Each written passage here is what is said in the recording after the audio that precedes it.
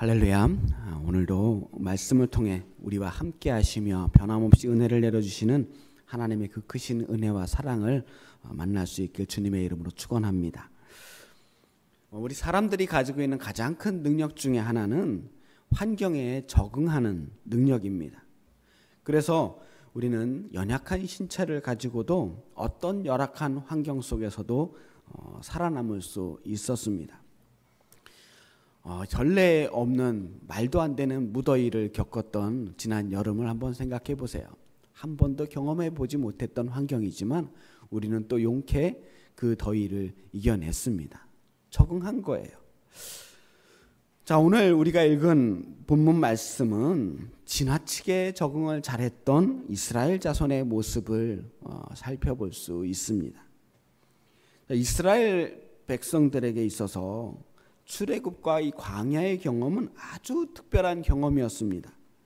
정말 고생스럽고 힘든 일이기도 했지만 하나님과 가장 가까이 지내면서 하나님의 능력과 은혜와 사랑을 가장 많이 경험했던 그런 시기이기도 했습니다. 이 광야에서의 생활을 살펴보면 그야말로 하루하루가 기적이었어요.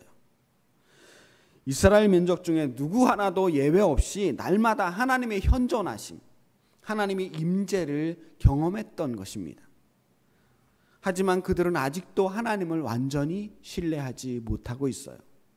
그래서 좋을 때는 할렐루야를 외치고 하나님을 찬양하지만 조금만 자신의 기대에 미치지 못하면 그때마다 또 하나님을 원망하고 불평을 늘어놓습니다. 홍해가 나를 가로막았다고 원망합니다. 목이 마르다고 불평을 합니다. 쓴물이 나온다고 원망을 합니다. 또 배고프다고 불평을 합니다. 그리고 그때마다 하나님께서는 홍해를 갈라주시고 샘물을 솟아나게 해주시고 쓴물을 단물로 바꿔주시기도 하고 하늘에서 만나를 내려주시기도 하셨습니다. 계속 말도 안 되는 일들이 일어나고 있었어요. 그리고 그 모든 사건 하나하나가 말도 안 되는 기적이었습니다. 그렇게 기적이 계속되니까 기적에도 적응을 한 거예요. 당연한 줄 압니다. 감사할 줄을 몰라요. 오늘 이스라엘 백성들이 그랬다는 겁니다. 출애굽 시절에 하나님이 주시는 만나를 날마다 내려주시는 그 만나를 먹고 살았다 그랬어요. 그런데 매일같이 그 만나를 먹다 보니까 이제는 만나가 질력이 난 거예요. 만나 맛이 약간 달짝지근하고 제법 먹을만 했던 음식이라고 성경에 기록되어 있습니다. 하지만 아무리 달콤한 만나라고 하더라도 하루 세 끼 매일같이 그것만 먹다 보니까 너무 익숙해진 거예요. 질려버린 겁니다. 처음에 만나를 먹을 때마다 하나님, 이 아무것도 없는 광야에서 우리에게 만나를 내려주셔서 먹게 하시니 얼마나 감사합니까? 먹을 때마다 감사 기도가 저절로 나왔을 거예요. 그런데 이게 계속되니까 매일매일 계속돼서 일상이 돼버리니까 이제 이 만나가 전혀 새롭지 않아요. 감사하지도 않아요. 이 권태라는 말이 있습니다. 권태라는 감정이 이게 뭘까요? 이게 권태는 전에는 의미가 있었는데 지금은 의미가 없는 것, 그것을 권태라고 합니다. 전에는 고마웠는데 이제는 고맙지 않은 거, 전에는 가슴이 떨렸는데 이제는 떨리지 않는 거, 그러니까 한마디로 너무 익숙해져서 질리게 된 거예요. 상대방에 대해서, 그 대상에 대해서 전혀 감동이 없는 겁니다. 그게 권태예요. 부부 사이에 처음에 다들 정말 좋아서 결혼하는 거잖아요. 조금이라도 떨어져 있기 싫어서 함께 살고 싶은 게 결혼 아닙니까? 그런데 같이 매일같이 살다 보니까 익숙해지는 거예요. 너무 익숙해지다 보니까 서로에 대한 고마움과 소중함, 그 떨림, 그 감사함을 잊어버리게 돼요. 서로에 대해서 너무나 당연하게 생각이 드니까 마침내는 지루해져 버리고 질려버리는 그런 결과가 오는 거예요. 그걸 우리는 권태기라고 합니다. 그런데 부부 관계뿐만 아니라 모든 관계에 있어서 그런 권태가 찾아옵니다. 우리 가까운 사람들끼리 유독 더 함부로 대하고 오래 지내는 관계가 오히려 심각하게 틀어져 버리는 일들이 있잖아요. 그게 서로에 대해서 너무 익숙하기 때문에 함부로 대하게 되는 것입니다. 익숙해지면 우리는 당연하게 생각해져요. 매일매일 기적이 일어나니까 기적조차도 당연하게 여긴 겁니다. 하루하루가 하나님의 은혜였는데 그게 계속되니까 은혜 또한 더 이상 은혜롭지 않아요. 뭐 당연히 매일 아침마다 찾아오는 그 새로운 아침에 감사하는 사람들이 별로 없습니다. 그러니까 호의가 계속되면 권리가 된다는 말이 그런 말인 거예요.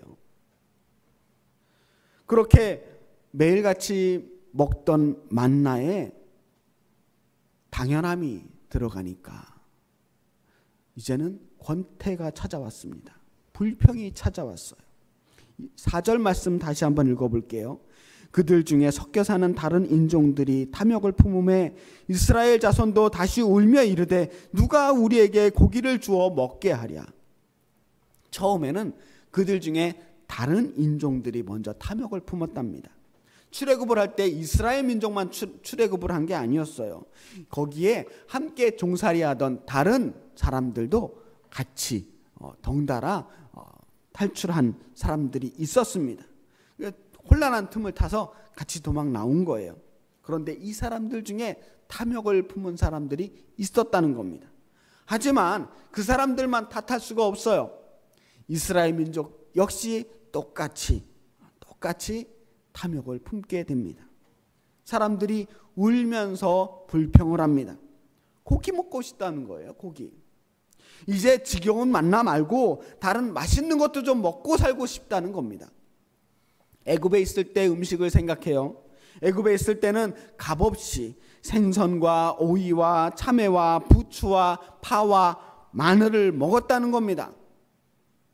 여기서 말하는 이런 음식들은 한 가지 음식이 아니라 우리가 다양한 반찬들을 놓고 온갖 반찬에 맛있는 음식을 값없이 먹었다라고 말합니다. 그런데 정말 이스라엘 민족이 애굽에 있을 때 그렇게 풍족하게 맛있게 음식 먹고 살았을까요? 맛있는 생선과 온갖 채소를 그렇게 배불리 먹고 살았을까요? 그리고 그 모든 것들을 값없이 공짜로 먹고 살았을까요? 아니었습니다. 그들은 노예로 살았어요. 종살이를 했습니다. 종들에게 누가 그렇게 음식을 줍니까? 죽지 않을 만큼 하루 일할 수 있을 만큼 근근히 먹고 살았단 말이에요. 다들 너무 사는 게 힘들어서 하나님께 신음하면서 부르짖으며 하나님 우리를 좀 구원해 달라고 그렇게 외쳐서 하나님의 구원이 임한 거 아닙니까? 그런데 우리는 지나간 과거에 대해서는 좀 아름답게 미화하는 경향이 있습니다. 지난 시절을 우리가 돌아보면 힘들고 어려웠던 일들이 분명히 있었겠지만 그런 것들은 다 잊어버리고 좋았던 추억들이 남잖아요. 이스라엘 민족도 그런 겁니다. 거기서 힘들었던 일, 노예 생활했던 일, 매 맞았던 일, 어려웠었고 배고팠던 일들은 다 잊어버리고 거기서 먹었던 음식들, 그 메뉴들만 하나하나 떠오르기 시작한 거예요. 그것들만 기억에 남았어요. 지금 우리가 못 먹는 것들, 우리가 먹을 수 없는 것들만 그리워하다 보니까 지금 먹고 있는 만나는 한없이 보잘것없어 보여요. 지긋지긋하고 맛없게 느껴지는 겁니다. 오죽하면 지금 이 사람들이 울면서 고기를 달라고 하겠어요. 예전에 사실 그 사람들 그렇게 고기 마음대로 먹고 살았던 사람들도 아니었는데 예전에도 한 번도 그렇게 마음껏 원 없이 먹어보지 못했던 고기를 지금 이 광야에서 메마른 광야에서 찾고 있는 겁니다. 지금 고기 타령할 때예요. 다 죽어가는 사람 살려놨는데 이 광야에서 웬 반찬 투정입니까? 아직도 애굽 타령을 하면서 말이죠. 지금 자기들은 고기가 없어서 너무 불행하다는 겁니다. 사실 이런 모습이 어쩌면 우리들의 지금 살아가는 모습이 아닌가 하는 생각도 하게 됩니다. 일희일비라는 말이 있잖아요. 좋은 일이 있으면 그땐 또 할렐루야, 하나님 감사합니다, 다 하나님의 은혜입니다 하고 기뻐하지만, 우리가 문제를 하나씩 만날 때마다 그때 감사했던 일, 그때 기뻤던 일들은 싹 다 잊어버리고 그 문제 하나 때문에 자신이 너무 불행하다고, 하나님이 원망스럽다고 괴로워하고 불평하지 않습니까? 자, 이 문제를 가지고 모세도 하나님께 기도합니다. 하나님, 백성들이 또 불평입니다. 하나님, 이 일을 어쩌면 좋습니까? 이 백성 데리고 우리가 가나안 땅까지 가야 하는데 저에게 너무 어려운 일입니다. 하나님 도와주십시오. 그리고 하나님께서는 이번에도 또 응답해 주셨습니다. 그런데 이번에는 좀 과하다쉽게 응답을 하셨습니다. 고기 먹고 싶니? 그래, 그러면 내가 고기 내려줄게. 자, 고기 먹을 준비하고 딱 기다려 하고 여기서 끝난 게 아닙니다. 너희들이 지금 울면서 고기를 먹고 싶다고 하면서 또다시 애굽을 떠올리고 있니? 그때를 그리워하고 있니? 그러면 한번 맛 좀 봐라.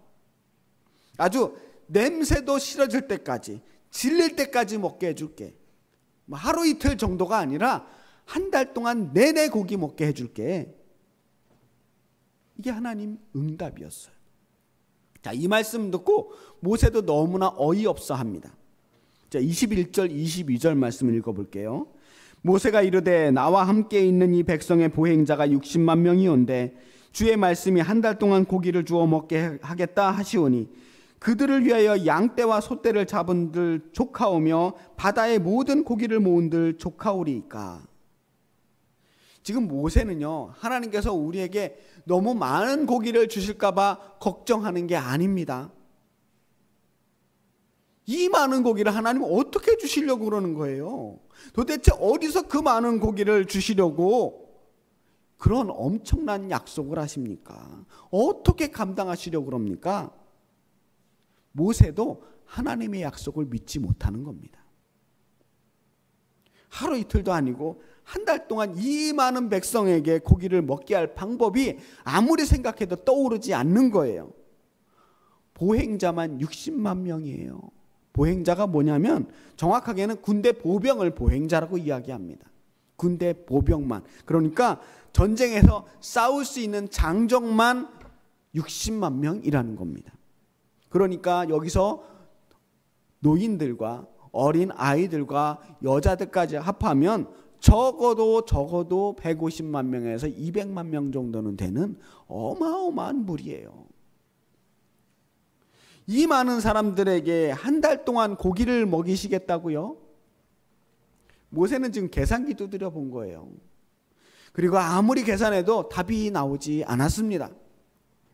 그런데 하나님의 계산법은 달랐어요. 하나님께 숫자라는 게 의미가 없는 거예요. 전능하신 하나님이시기 때문에 모든 것이 가능하신 하나님 앞에서 계산기가 소용이 없었다는 겁니다. 23절 말씀 우리 함께 읽어볼까요? 시작. 여호와께서 모세에게 이르시되 여호와의 손이 짧으냐? 내가 이제 내 말이 내게 부응하는 여부를 보리라.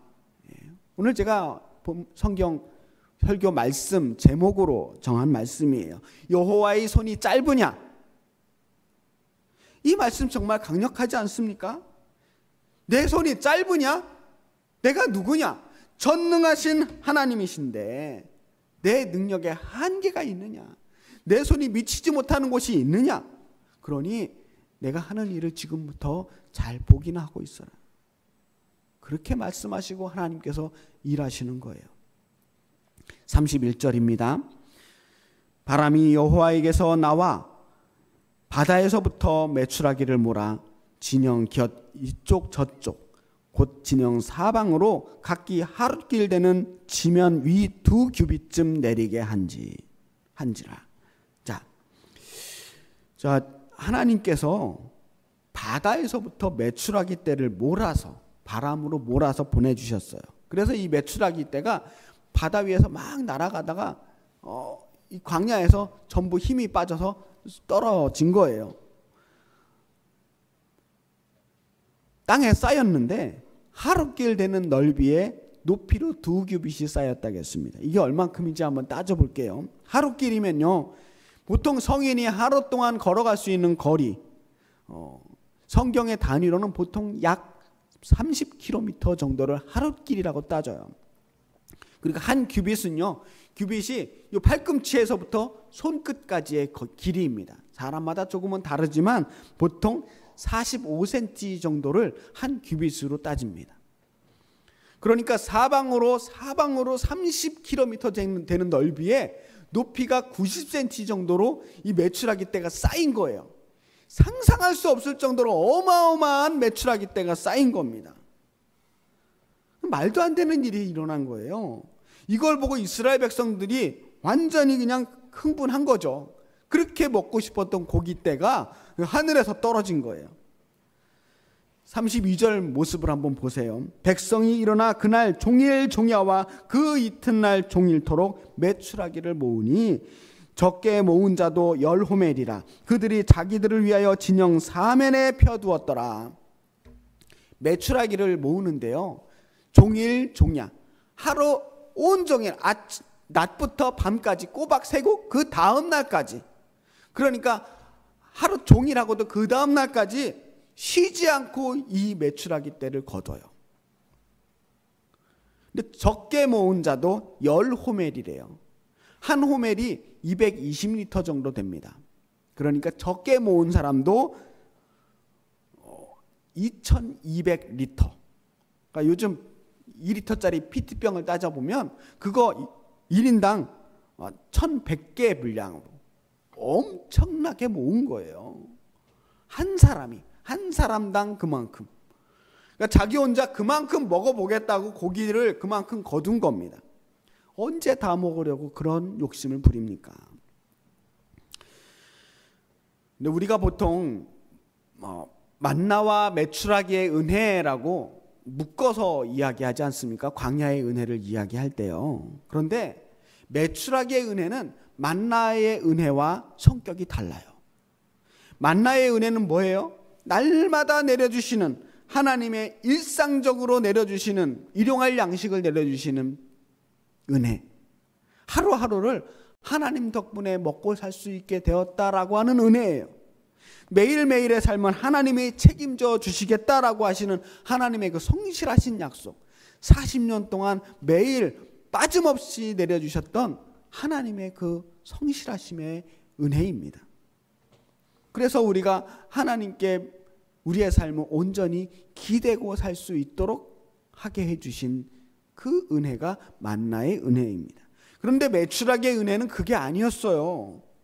메추라기는 뭐 만나 내려올 때마다 옆에 그 반찬처럼 고기 반찬 내려오듯이 매일 만나 조금, 메추라기 조금 이렇게 거둔 게 아니었단 말이에요.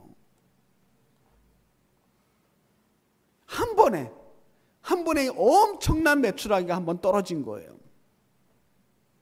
이 메추라기는요, 백성들의 불평과 불신에 대한 하나님의 반응이었어요. 하나님께서 어디까지 가능하신지 본보기 삼아 보여주신 모습이기도 했고요. 여호와 이 손이 짧으냐? 나는 한계가 없는 하나님이다. 전능하신 하나님이다라는 것을 보여주신 사건입니다. 그리고 또 하나는 고기를 원하며 탐욕을 부렸던 이스라엘 백성에 대한 하나의 시험이기도 했습니다. 이 이스라엘 백성들이 고기를 10호멜씩 2200리터를 모아놓고 한 번에 다 먹을 수 없으니까 바닥에 깔아요. 이 건조한 광야에서 고기는 상하지 않고 그대로 아마 마르게 되었을 겁니다. 마르면 오래 먹을 수 있거든요. 그렇게 한 달을 두고 먹었습니다. 질리도록 먹어요. 바닥에 쫙 깔아놓고 이만큼은 내 거, 그리고 쫙 깔아놓고 그 사방 진영에 그 메추라기 고기를 쫙 깔아놓고 먹기 시작하는데요. 원 없이 먹는 겁니다.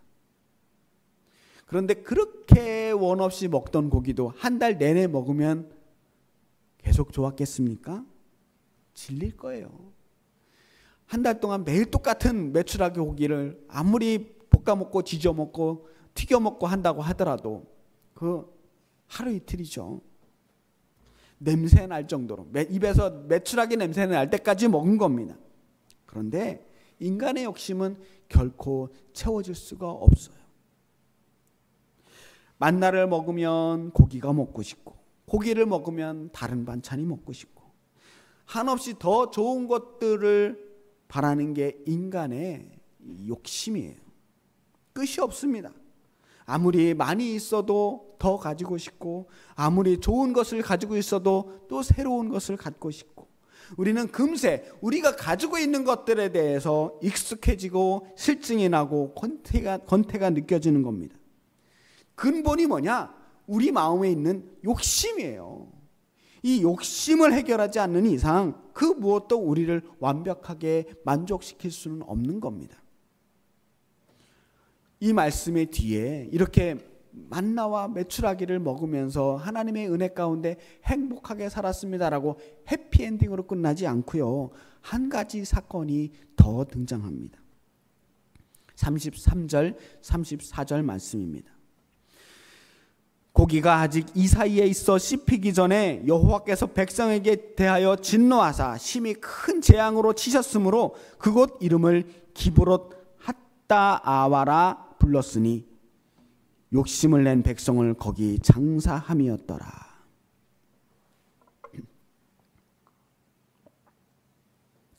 하나님께서 진노하셨답니다. 아직 고기를 먹고 있는 그 백성들에게 진노하셨어요. 너무 개걸스럽게 먹고 있는 이스라엘 백성 보니까 너무 꼴보기 싫으셨던 것일까요?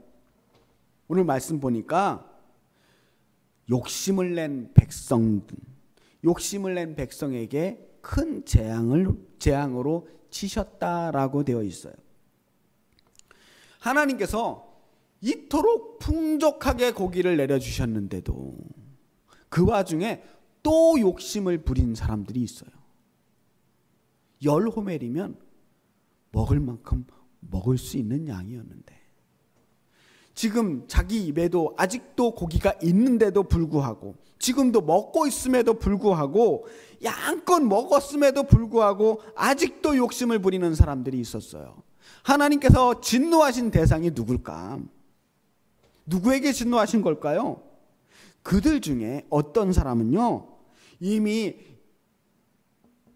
2200리터의 엄청난 메추라기를 쌓아놓고 먹고 먹어서 아직도 입안에 가득한데 다 삼키지도 않았는데도 불구하고 그것도 모자라다고 더 가져가려고 하는 사람, 더 쌓아두겠다고 욕심을 부렸던 사람들이 있었다라는 것입니다. 주석을 살펴보니까 이 욕심을 부린 자들은 어떤 사람들이었냐면 이미 많이 받았음에도 불구하고 다른 사람들 것을 빼앗거나 다른 사람들이 더 가져가려고 하는 것들을 방해했던 사람들이 있었다는 거예요. 이미 내 것이 충분한데도 불구하고 그것도 모자라서 남들보다 더 많이 가지려고 했던 사람들, 그런 욕심을 부렸던 사람들이 하나님께 진노하심을 불러일으켜서 그들이 그곳에서 재앙을 받아요. 아니, 상식적으로 왜 이 사람들 왜 그랬을까 이해가 되지 않아요.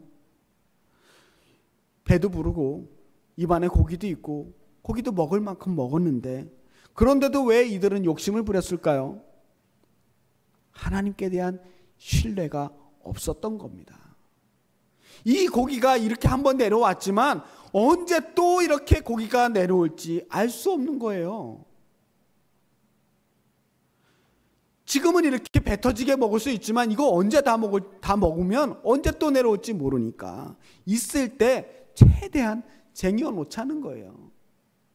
지금 당장은 먹을 수 있지만 앞으로 언제 또 이런 행운이 나에게 찾아올지 모르겠다고 생각했던 사람들. 쉽게 말해서 이 사람들은 이게 행운이라고 생각했던 사람들이에요. 어쩌다 나에게 일어난 운 좋은 일이기 때문에 이 일은 언제 또다시 일어날지 모른다. 전능하신 하나님께서 우리에게 이 메추라기를 주셨다라는 것을 믿지 못하고 하나님의 능력을 믿지 못하고 지금 내가 할 수 있는 부지런함으로 이 모든 문제를 해결해 보겠다고 생각했던 지극히 인간적인 사람들이었어요. 메추라기의 은혜를 받으면서도 그것이 하나님의 은혜요 사랑이라고 하나님의 능력이라는 것을 믿지 못했던 사람들. 그래서 날이면 날마다 오는 고기가 아니기 때문에 남들 것이라도 더 뺏어서 더 쌓아둬야겠다고 생각했던 사람들이었어요. 하나님을 온전히 믿지 못했기 때문에 그들은 하나님의 심판을 받게 된 겁니다. 욕심 때문에 죽음에 이르게 되었어요. 그들은 거기서 장사 지냈습니다. 이 어리석고 욕심 많은 사람들은 하나님이 주신 이 메추라기의 은혜에 감사할 줄 모르고 더 많은 고기를 찾다가 오히려 축복이 재앙으로 변하게 된 것입니다.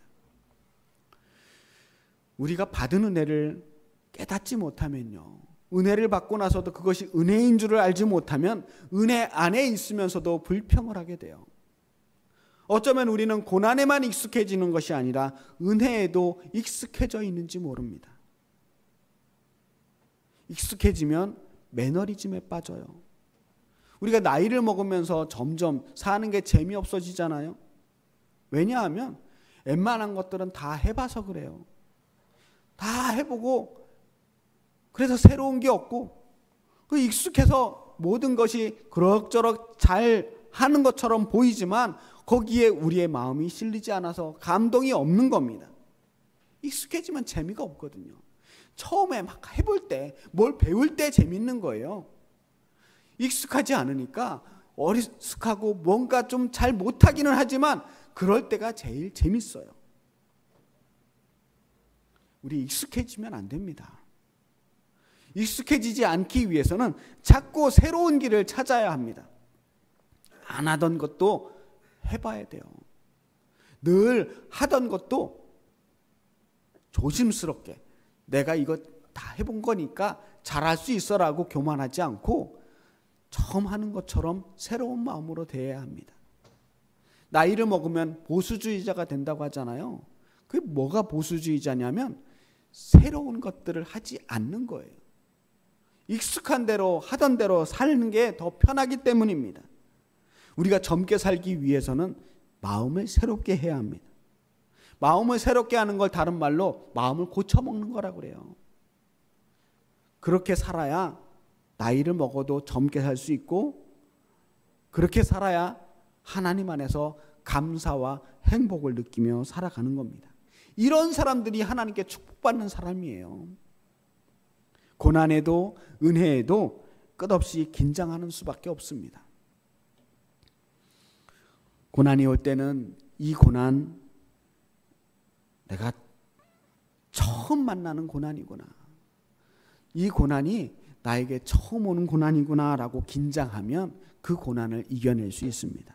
은혜 받을 때에도 모든 은혜가 항상 하나님이 나에게 새롭게 주시는 은혜인 것처럼 감사하고 감격하며 오늘 처음 먹는 만나를 먹는 심정으로 그렇게 은혜를 받아들이면 은혜가 더해집니다. 익숙해지지 않는 사람이 날마다 새로워지는 사람이에요. 받은 은혜를 당연하게 생각하지 않는 사람입니다. 그러면 그 사람이 모든 것에 감사하는 사람이 됩니다. 이미 하나님께서는 우리에게 일용할 양식, 만나를 주고 계십니다. 우리 하루하루를 살아가는 게 다 하나님의 만나의 은혜 덕분입니다. 또한 우리에게 그때그때마다 필요한 은혜, 특별한 축복, 매출하게 은혜도 몇 번이나 내려주셨어요. 그 받은 은혜를 우리가 감사하면서 욕심이 아니라 새로운 것을 향한 기대감으로 우리의 삶을 힘차게 주님을 향해서 열어가시는 우리 엘림교회 성도님들이 되시길 주님의 이름으로 축원합니다. 우리 다 함께 기도하시겠습니다. 살아계신 아버지 하나님, 지금까지 지내온 그 모든 것이 다 하나님의 은혜였습니다. 매일같이 은혜 속에 살다 보니 우리가 주님께서 주신 은혜를 기억하지 못하고 그 은혜에 익숙해져 감사하지 못했음을 고백합니다. 하나님, 은혜에 익숙해지지 않게 하여 주시옵시고 받은 은혜 받을 때마다 늘 새롭게 감사하며 살아갈 수 있도록 도와주시옵소서. 예수 그리스도의 이름으로 간절히 기도하였습니다. 아멘.